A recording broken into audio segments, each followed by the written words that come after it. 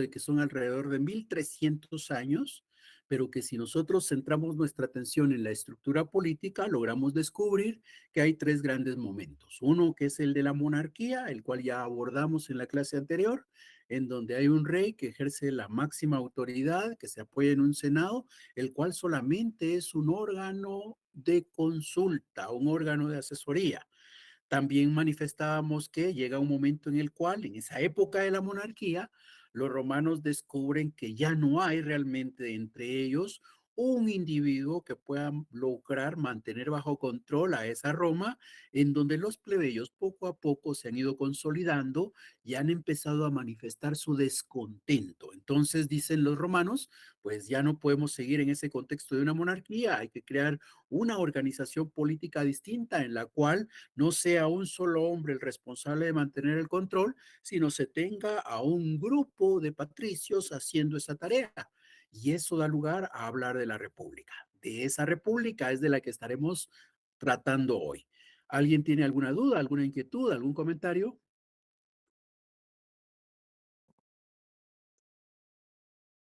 Bien, Ningún- algo que hay que recordar es que tenemos que entrar a Moodle, ¿verdad?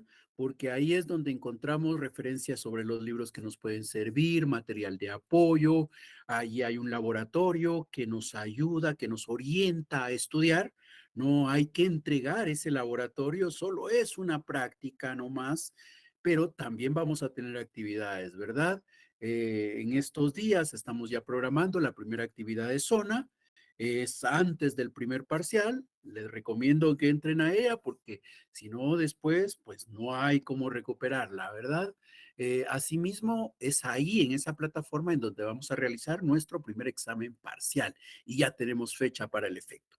No tratemos esto hasta el final porque de repente si lo dejamos de último ya no va a dar chance de corregir si no tenemos acceso y vamos a tener que irnos a un examen extraordinario en donde las cosas pueden ser más difíciles porque ya no es el momento de lo normal, ¿verdad? Que no quiere decir que el examen sea más complicado, sino que nos estamos nosotros mismos enredando porque no logramos resolver nuestros problemas oportunamente. Bien, entonces, no habiendo dudas, vamos a avanzar. Estamos hablando ya de la República, decíamos. Entonces, comparto una presentación. Al hablar de la república, aquí lo que hay que considerar es que entonces los romanos están pensando en una estructura diferente y esta va a estar basada en tres elementos. ¿Ya? La República de Roma está basada en tres elementos. La constitución de la República de Roma se basa en tres elementos. ¿Cuáles son? Pues los dos que tenemos a la derecha son los que ya antes hemos tratado. Este de aquí arriba son las asambleas populares. El de aquí abajo es el Senado.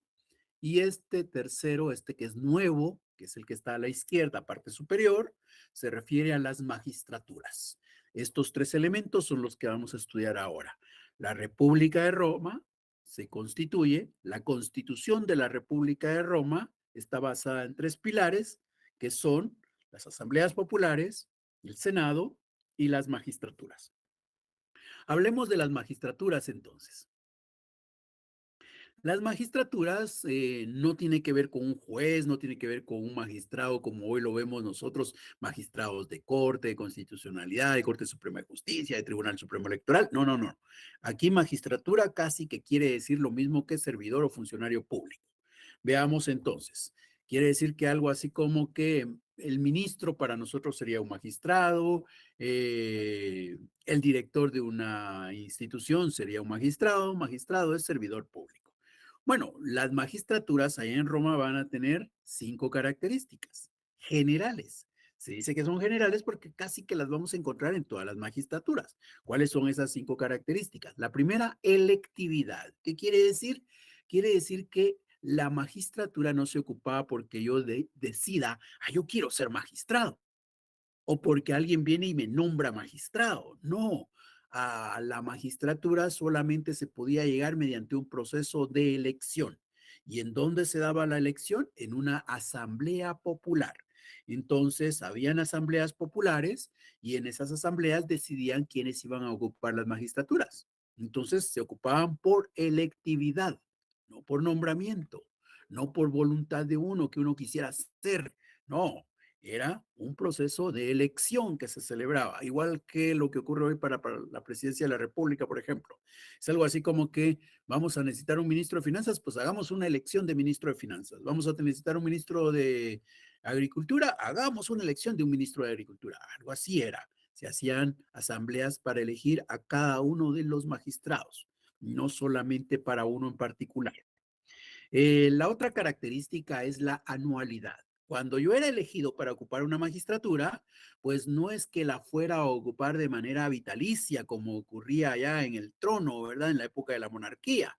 No, aquí voy a ocupar la magistratura por un año.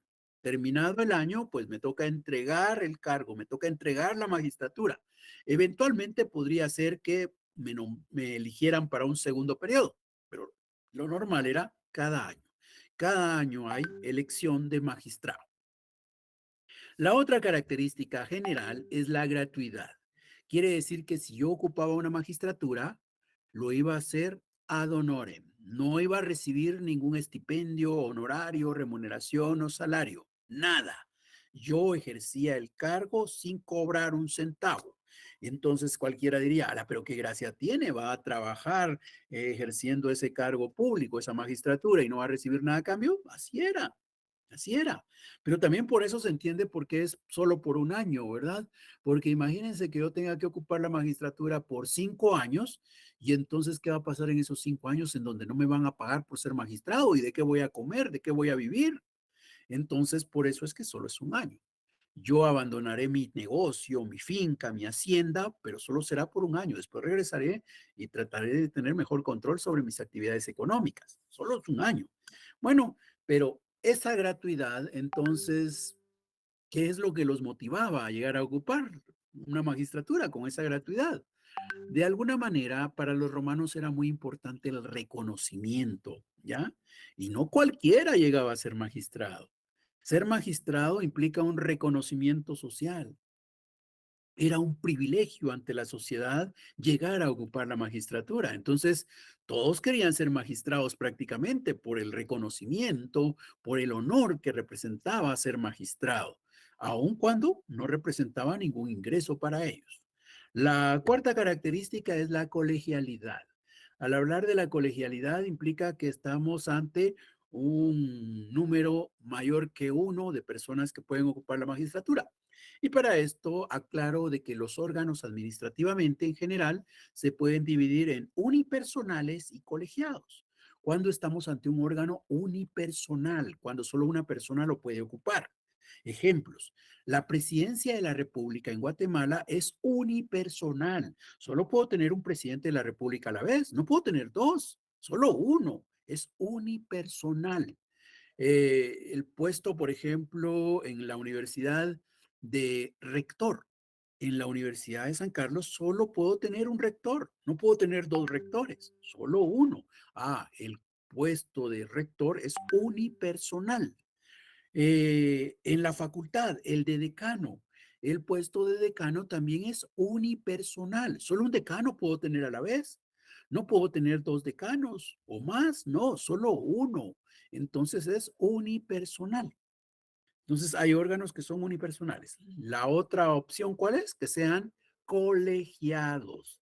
¿Y qué quiere decir que son colegiados?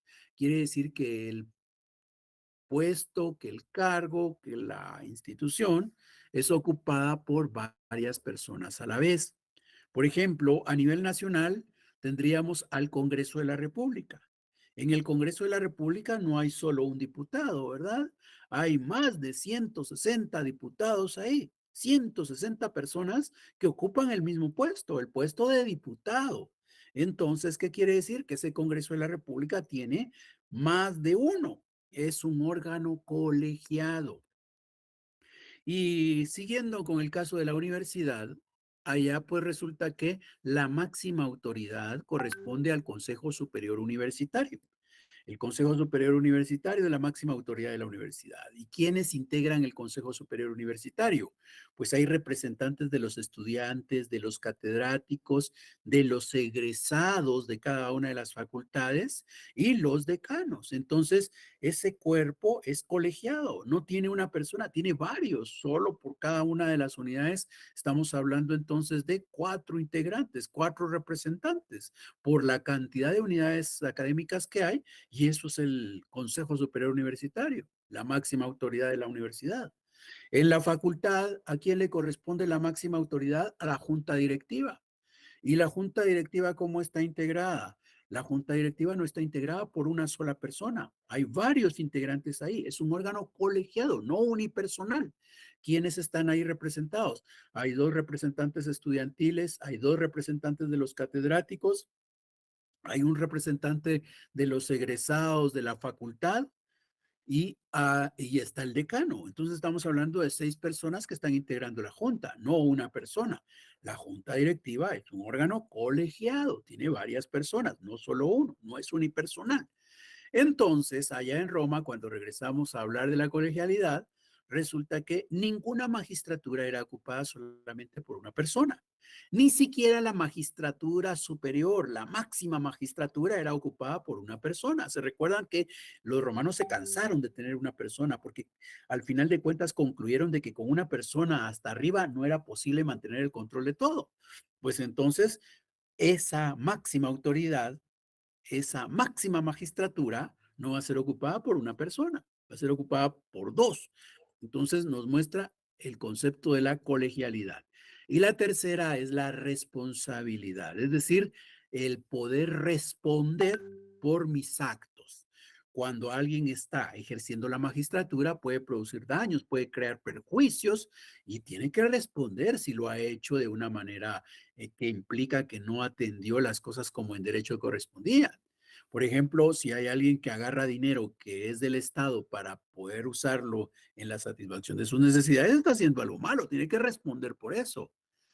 Ahora, algo interesante es que, por ejemplo, en Guatemala, la responsabilidad tiene un tiempo en el cual se puede exigir. Hay un plazo para poder exigirle a una persona que responda por los daños o los perjuicios que ha causado. Por ejemplo, en Guatemala en la década de los 90 hubo un presidente del que se dice que se llevó buena parte del dinero del Estado, pero el tiempo pasó. Y hoy, cuando ya han pasado alrededor de 25, 30 años, bueno, pues resulta que no le podemos decir, mire usted, devuelva eso, porque prescribió el tiempo, ya no tiene responsabilidad, ya no le puedo pedir que responda sobre sus actos porque pasó el momento para poder hacerlo. Allá con los romanos eso no funcionaba así. Allá con los romanos la responsabilidad era vitalicia. Eso quiere decir que en tanto este señor estuviera vivo, se le podía pedir cuentas sobre aquello que había hecho mal cuando estuvo ocupando la magistratura. Esas son las 5 características generales de toda magistratura. Y esas 5 características son las que nos van a permitir hacer una clasificación de las magistraturas. Las magistraturas se pueden clasificar. ¿Y cómo se pueden clasificar? En ordinarias y extraordinarias. ¿Cuáles van a ser ordinarias? Ordinarias son aquellas magistraturas en donde se cumplen estas 5 características, ¿ya? En donde hay electividad, anualidad, gratuidad, colegialidad y responsabilidad, estamos ante una magistratura ordinaria. Ahora, si estamos ante una magistratura en donde no se cumple una o algunas de esas características, entonces la vamos a llamar extraordinaria. ¿Alguna duda?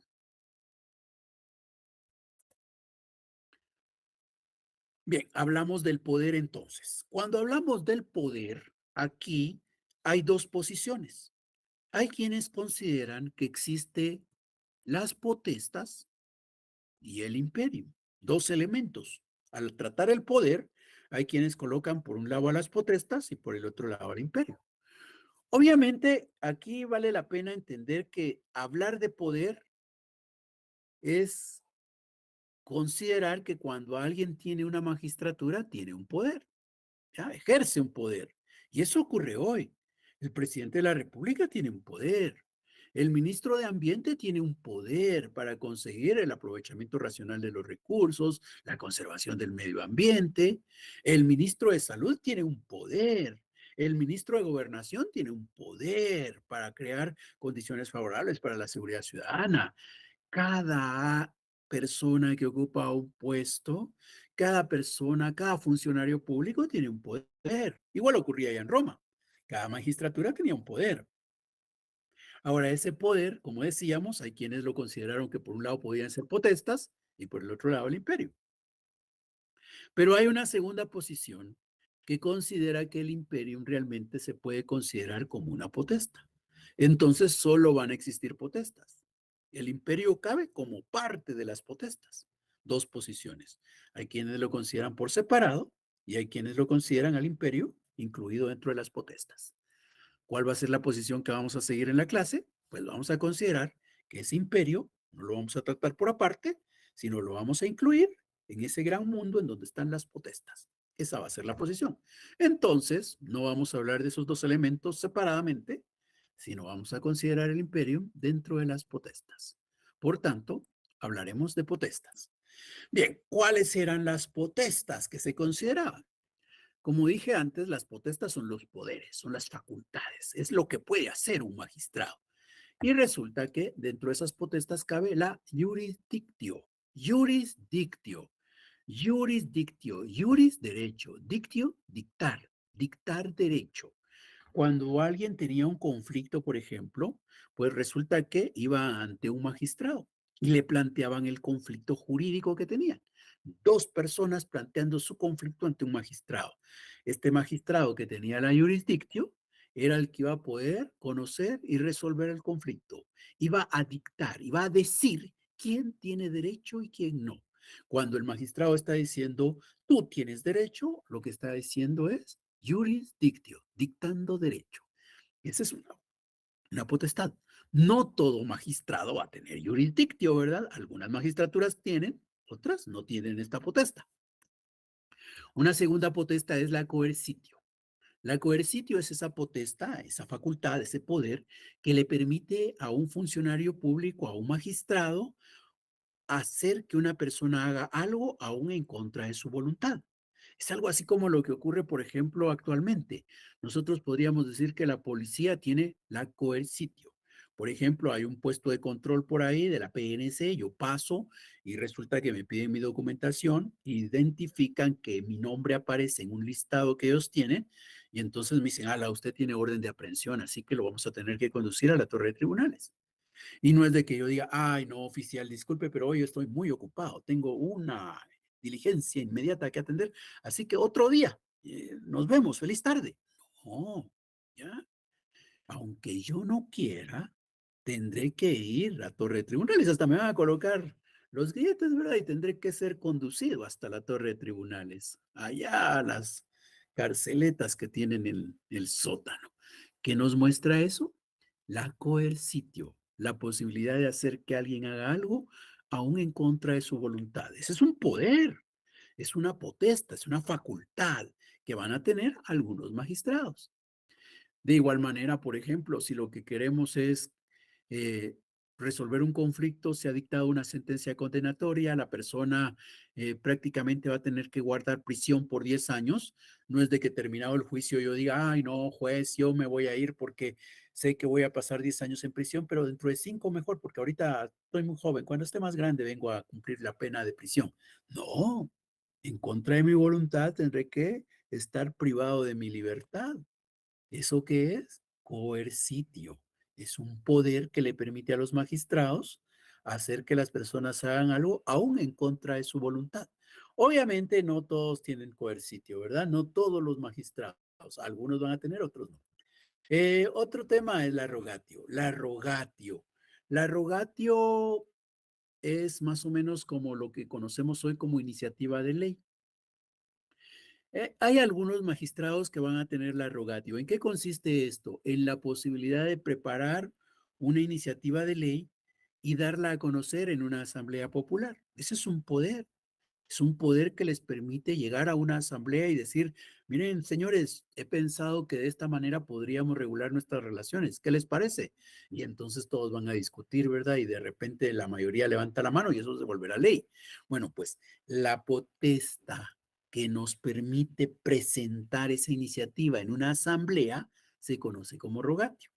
Es algo así como lo que hoy tiene la Universidad de San Carlos. Ustedes estudiaron en su curso de introducción al derecho que hay instituciones que tienen iniciativa de ley, ¿verdad?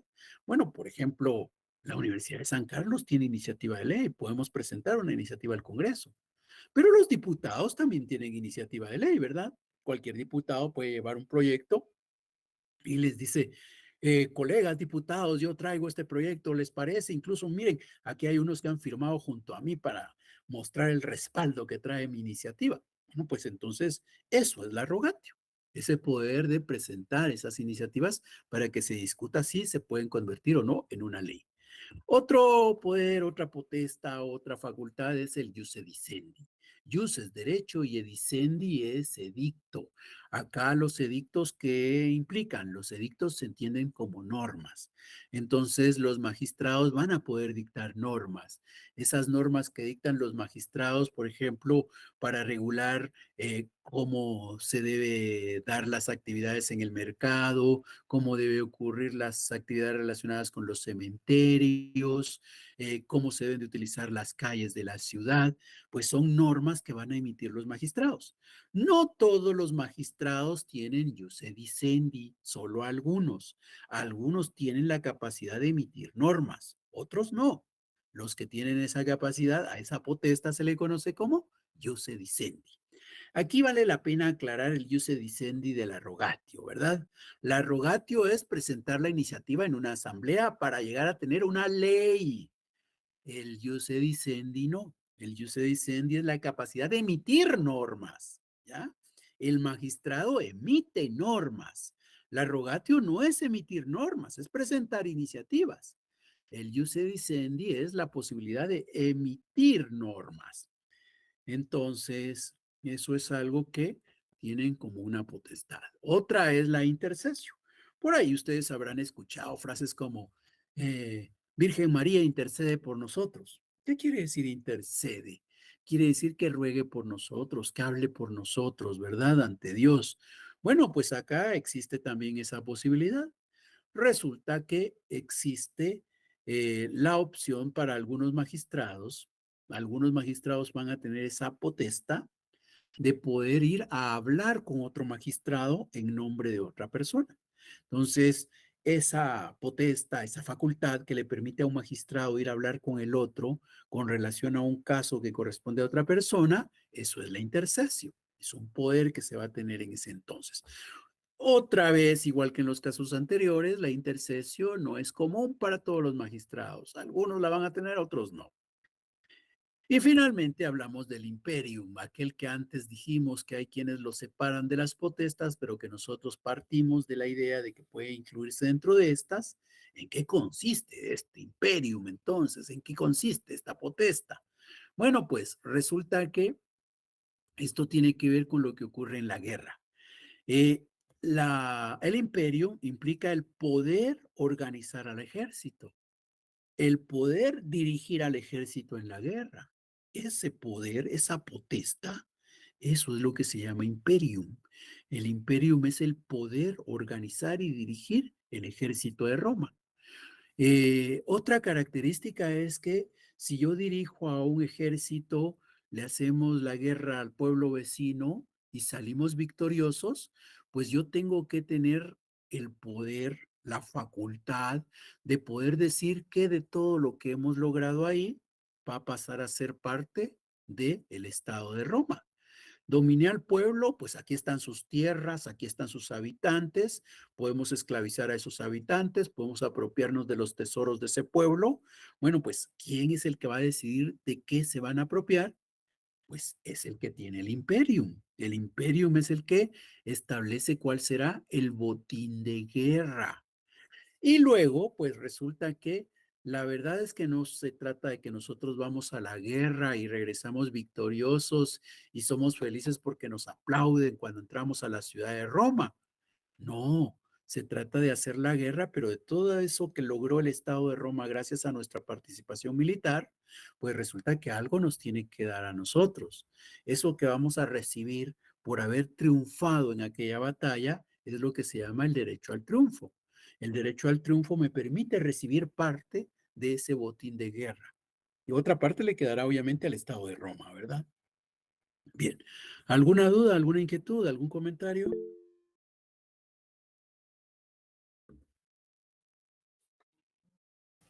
Licenciado, disculpe, a mí me quedó duda acerca del jurisdictio y el ius sedicendi. No le comprendí bien la diferencia entre esos dos, que ¿Qué los significa escuché muy juris? similares.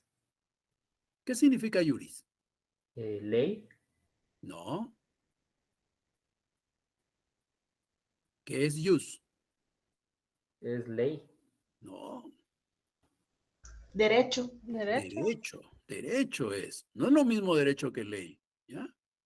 No es lo mismo derecho que ley. El concepto de derecho es mucho más extenso que ley. Entonces, juris significa derecho. ¿Y qué cree usted que significa dictio? Dictar.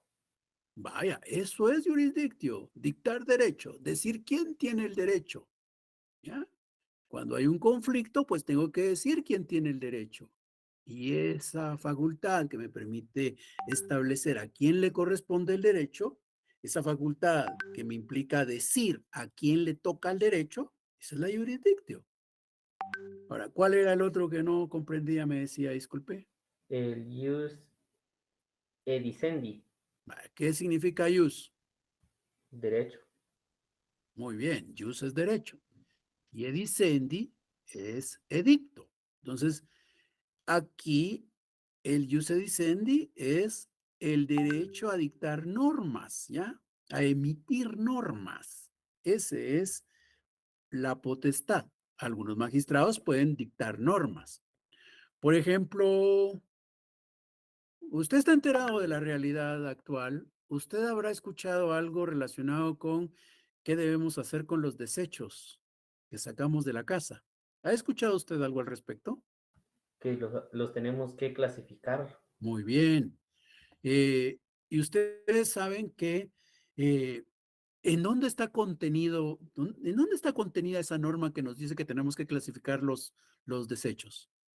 En un decreto que acaba de sacar hace poco el Congreso, No, no, no, no es un decreto.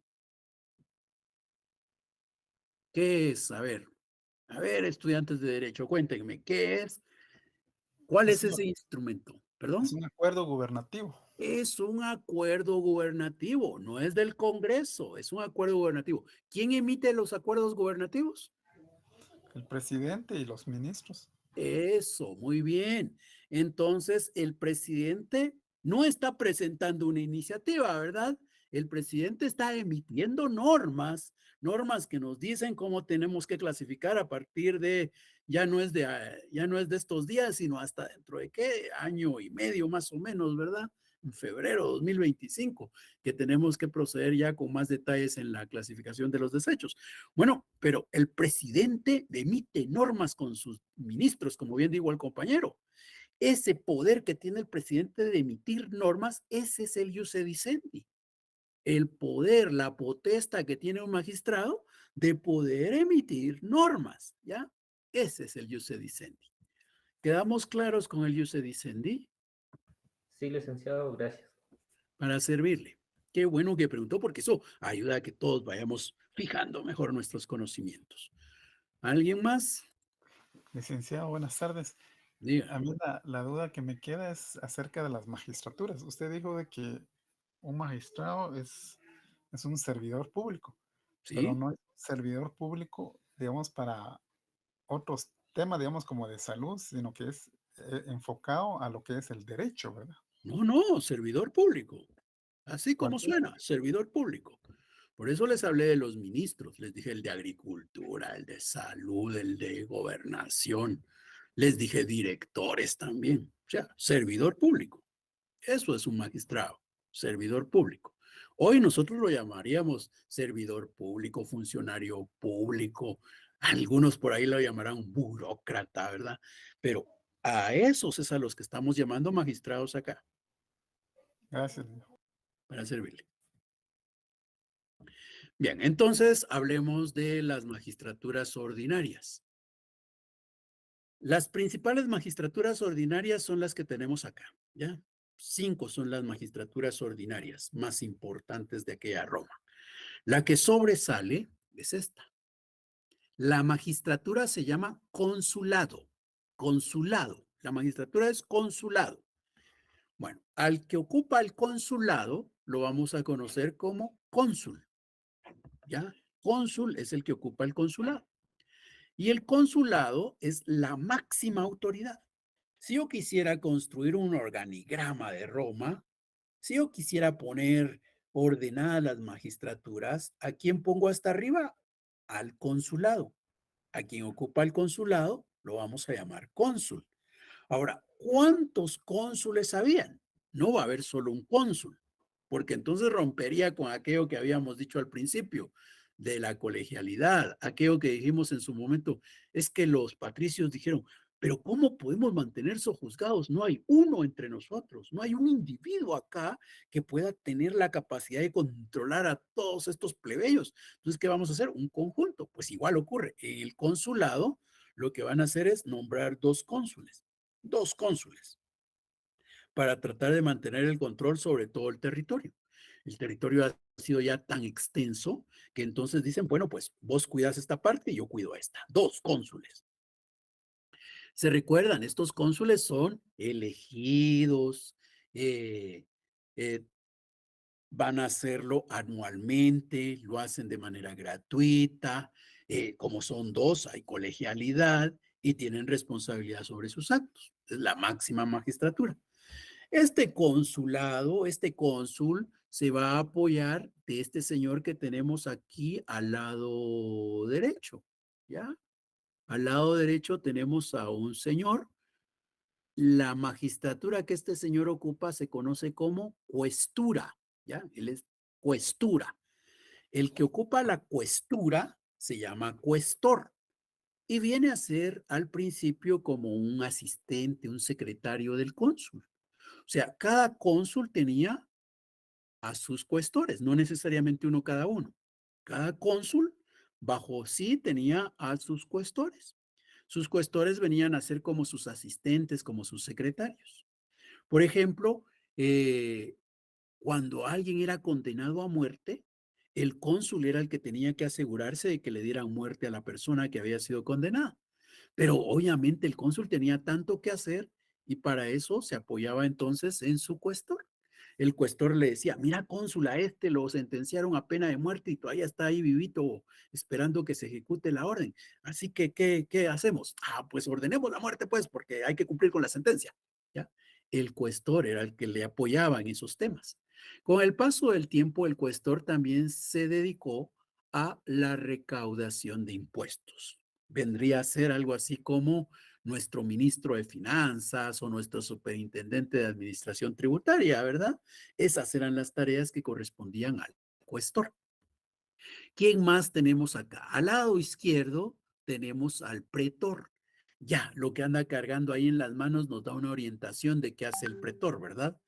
El pretor es el que tiene aquella potestad que vimos de la jurisdictio, ¿ya? El pretor es el que ejerce la jurisdictio. El pretor es el que resuelve los conflictos jurídicos. El pretor es la persona que va a decir, ¿cuál es el problema entre ustedes dos? Ah, yo digo, tiene el derecho, es esto. Jurisdictio, dicta derecho, dice quién tiene el derecho, ¿verdad? Es el pretor. Aquí algo que hay que recordar es que ser pretor es ser un funcionario público, ser jurisprudente no, ¿verdad?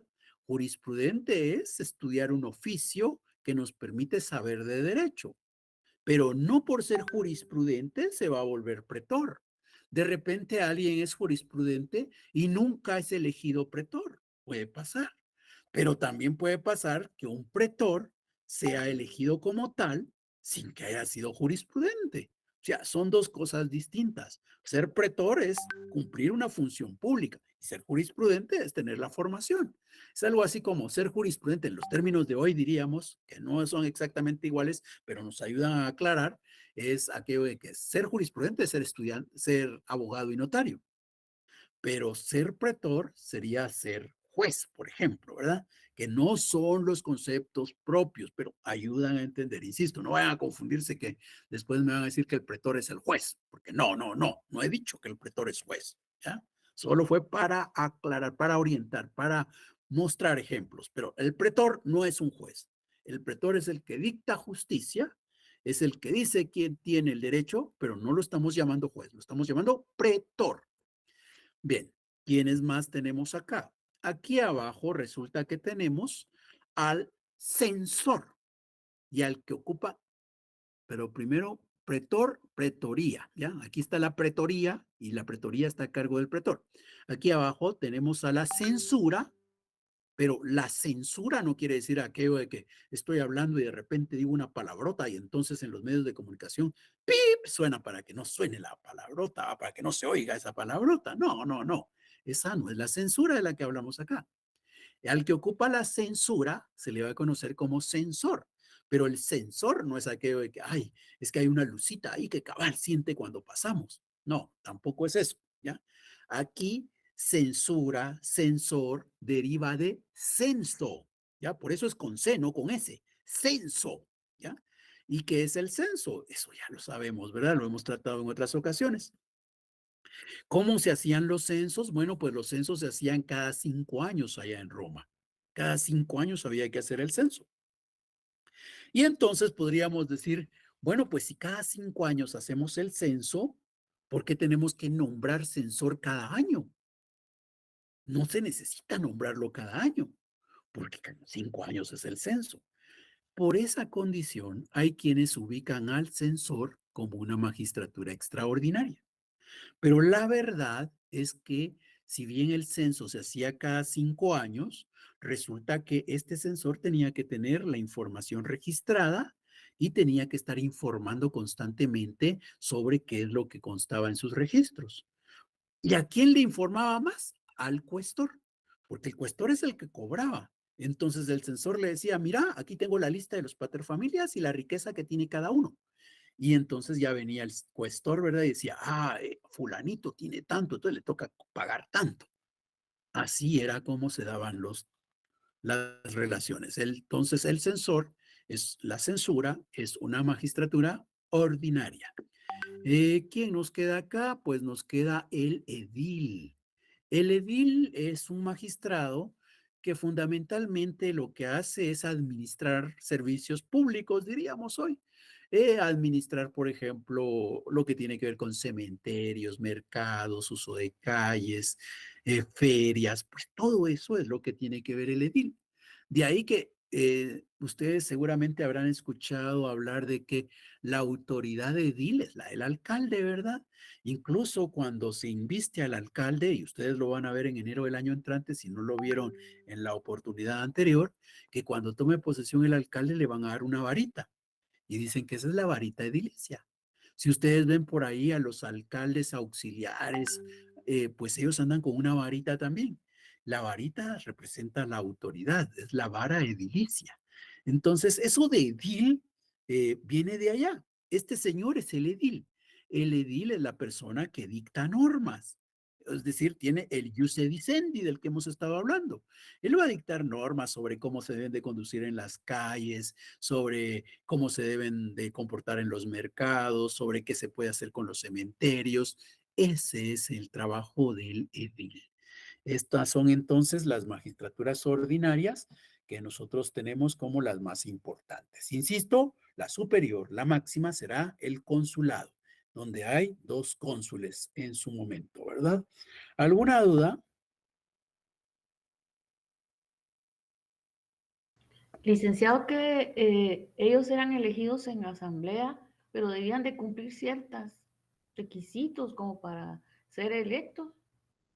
No, ahí en esa época prácticamente todos tienen iguales derechos.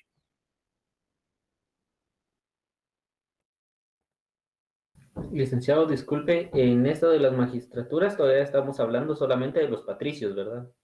Sí, son los únicos que son ciudadanos romanos.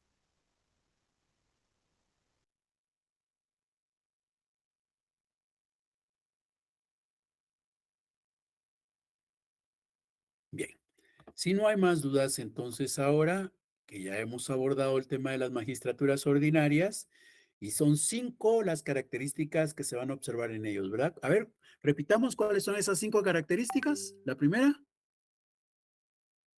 Electividad, muy bien. La segunda, anualidad, Anualidad. anualidad, muy bien. ¿Alguien más? La tercera, Gratuita. gratuidad. La cuarta Colegialidad, Colegialidad. y la quinta, responsabilidad. Responsabilidad. Flexibilidad. 5, ¿verdad? 5 características. Y esas 5 características las vamos a encontrar en cualquiera de estos 5 que tenemos acá. Todos los magistrados ordinarios, todas las magistraturas ordinarias cuentan con esas 5 características. Bueno, pero ahora vamos a hablar de las extraordinarias. Las extraordinarias son donde no se van a cumplir aquellas 5, ¿verdad? Con una que no se cumpla, pues ya salió de lo ordinario y entonces son magistraturas extraordinarias. Bueno, hablemos de estas extraordinarias. Este señor que tenemos en la imagen es Sila. Sila fue un dictador. La magistratura que él ocupa es la de la dictadura. Les describo cómo funciona esto de la dictadura. ¿Se recuerdan? La máxima magistratura es la del cónsul.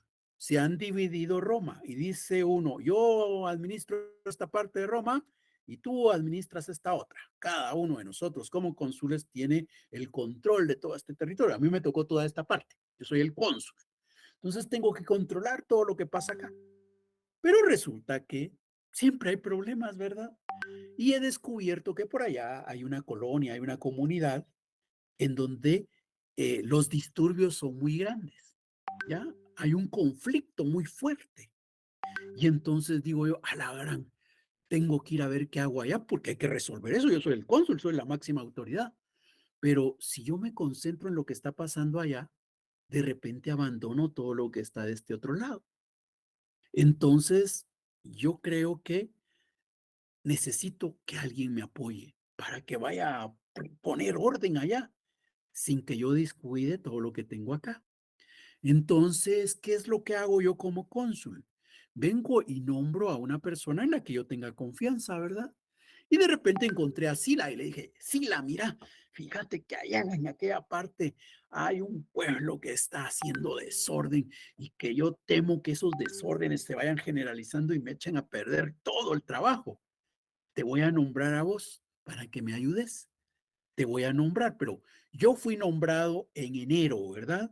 Fui nombrado por un año, yo soy cónsul. Entonces no puedo venir y decirle a Sila, te voy a nombrar para que tengas un año para resolver ese problema. Porque si yo le doy un año, cuando ese año termine, yo ya no soy cónsul. Y él lo he nombrado yo para que me ayude a mí. Entonces, lo más que puedo nombrarlo, estando ahorita en agosto, será que 4 o 5 meses, ¿verdad? En general, a los dictadores no se les nombraba por más allá de 6 meses. Entonces, podía darle menos, ¿verdad? Era cosa, criterio mío como cónsul. Yo establecía como cuánto tiempo se tardará este Sila para poder establecer orden allá. Yo digo que en 3 meses aquel es capaz de poner esto en orden. O le voy a dar 6. Generalmente el máximo era 6. Entonces, cuando lo nombraba dictador, Sila se fue para allá y trató de establecer el orden. Cuando Sila está en ese lugar, prácticamente él toma en él absorbe todas las potestas de las que hemos hablado. Ya no hay pretores, censores, cuestores, ediles, ya no hay nadie. Ahí están las personas, obviamente, ¿verdad? Pero el poder, la potestad que tenía cada uno de aquellos, viene Sila y la toma para él. Entonces, él es ahora el es pretor, él es el edil, él es censor, él es cuestor, él es todo, ¿ya? Por eso es un dictador, él tiene todo concentrado bajo él. ¿Y con qué fin le concentré en él todos esos poderes, todas esas potestas? Para que logre restablecer el orden en esa comunidad. Si Sila logra restablecer el orden, va a regresar conmigo y mira, logrado, lo hemos hecho. Ah, muchas gracias, Sila, me ayudaste bastante, mucho gusto y seguimos. Esa era la magistratura de la dictadura. Bueno, veamos cuáles son de aquellas 5 características las que no se cumplen. Identifiquemos. ¿Qué características no se cumplen? La anualidad, La anualidad no se cumple. Muy bien. ¿Qué otra no se cumple? la electividad, porque solo lo elegía el cónsul. No lo elegía, lo nombraba, ¿ya? Porque elegir lo que implica es que hay varios participando, ¿verdad? No, aquí era nombrado. Pero muy bien, no hay electividad. Si se dan cuenta, entonces hay 2 características ahí que no se van a cumplir. Por eso esta magistratura es extraordinaria. Bien, otro ejemplo de magistratura extraordinaria. Este es el pontífice máximo. Pontífice máximo. Se recuerdan que Roma era una sociedad politeísta, tenía muchos dioses, no como nosotros, ¿verdad? Solo tenemos uno. Ellos tenían muchos dioses. Bueno, pues resulta que había un magistrado que era el que se encargaba de, digamos, regular, orientar, tratar el tema de los dioses, de la religión. Este señor era el pontífice máximo. ¿Cómo era que se determinaba a quién se le iba a dar esa magistratura? Se hacía una asamblea, como en todos los demás casos. Se hacía una asamblea. Se hacía una asamblea y en ella se elegía a quién iba a ser el pontífice máximo.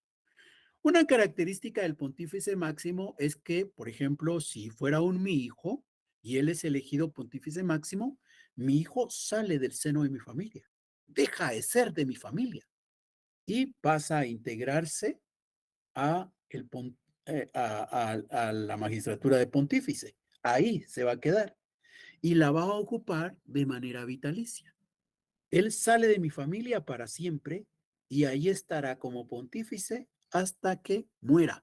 Algo parecido a lo que ocurre con los papas, ¿verdad? En el mundo del catolicismo. Algo así ocurría con este pontífice máximo. Muy bien, dicho esto, ¿qué características de aquellas 5 no se cumplen con el pontífice máximo? Anualidad, No se cumple la anualidad, por eso es una magistratura extraordinaria. Solo cuando se cumplen las 5 es ordinaria. Muy bien. Y vamos con la tercera. La tercera se va a conocer como tribuno de la plebe. El tribuno de la plebe es el que tiene aquella potestad que llamamos intercesio. ¿Cómo es que se establecía quién iba a ser el tribuno de la plebe? El tribuno de la plebe iba a ser elegido, ¿ya? Iba a ser elegido, pero la elección no era en una asamblea de ciudadanos romanos, no era en una asamblea de patricios. ¿Y por qué no? Lo que pasa es que es el tribuno de la plebe, ¿ya? El tribuno de la plebe. Entonces, ¿quiénes lo van a elegir? Los plebeyos, los plebeyos. Y este señor es el que tiene esa potestad de la intercesión. ¿Eso qué implica? Eso lo que implica es que si yo, por ejemplo, soy un plebeyo y fui ante un magistrado y siento que me perjudicó la resolución del magistrado, entonces voy con el tribuno y le digo, mire, tribuno, fíjese que aquí el magistrado resolvió y la verdad yo me siento afectado, tribuno, usted no puede hacer algo por mí. Y como es el tribuno de la plebe, el tribuno de la plebe puede interceder por mí. Y entonces él es el que va a ir a hablar con el otro magistrado y le va a decir, mira, vos resolviste esto con relación a aquel plebeyo. Mira, ¿será que no puedes tratarlo de otra manera? Eso es la intercesión. Entonces, el tribuno de la plebe es electo entre los plebeyos en asamblea de plebeyos. Como se dan cuenta, si bien es cierto existe la electividad, esta electividad no es de asamblea de ciudadanos romanos. Por eso es que esta es una magistratura extraordinaria, Por otro lado, hay que recordar que él solo puede intervenir si resulta que existe un problema para un plebeyo. Si no es problema de plebeyo, él no puede actuar. Esta magistratura no existió siempre, esta empezó a darse a partir del año 494 antes de Cristo. ¿Alguna duda?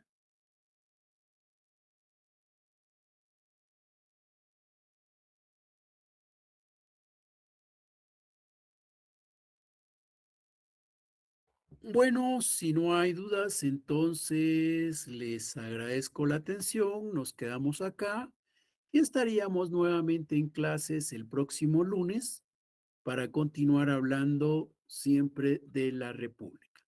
Muchas gracias, feliz tarde y hasta entonces. Gracias. Buenas tardes, licenciado.